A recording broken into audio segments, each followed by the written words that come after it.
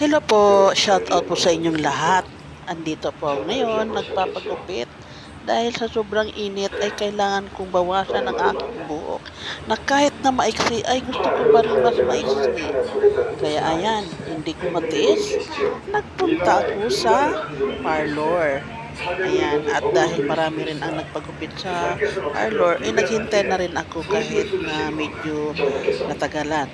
So, okay lang dahil malamig naman sa loob ng parlor dahil malakas yan ang kanilang aircon. Alam nyo ba guys, sa sobrang init dito sa Pilipinas ngayon, kapag lumabas ka ng bahay, sandali lang, ang sakit-sakit-sakit sa balat, ang init. Kaya, ingat-ingat po tayong lahat dahil may nakapagkwento sa akin na doon daw sa paradahan ng tricycle, sunod-sunod daw doon na may mga na-stroke, nakuma, o basta bigla na lang daw nanigas. So yun guys, inaatake sila ng stroke kaya ako siyempre ingat-ingat din tayo dahil alam mo naman na may edad na tayo, no?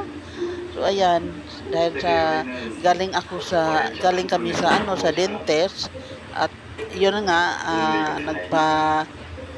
nagpalagay na rin ako ng sa aking ngipin, yung tawag nito, yung pangharang po, hindi ko matandaan.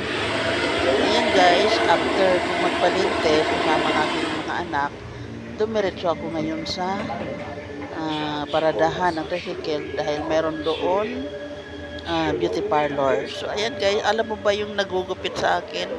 Ang galing ng kanyang mga kamay. Talagang hinagod niya ng mabuti at ayos ang pagkukuman.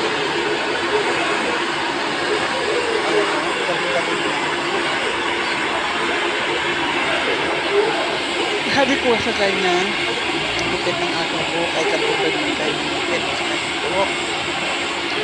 Inalok na rin niya ako na magpakulay pero sabi ko hindi dahil meron naman akong pangkulay sa bahay. Ang pangkulay ko kasi sa bahay guys ay parang light blood lang.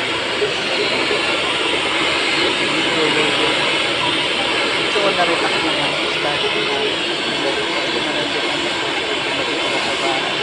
So yan guys, malapit na matapos ang aking buhok. Yan.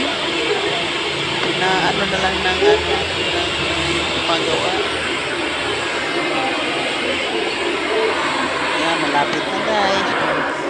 Nakakagaan sa damdamin yung presko ang dating.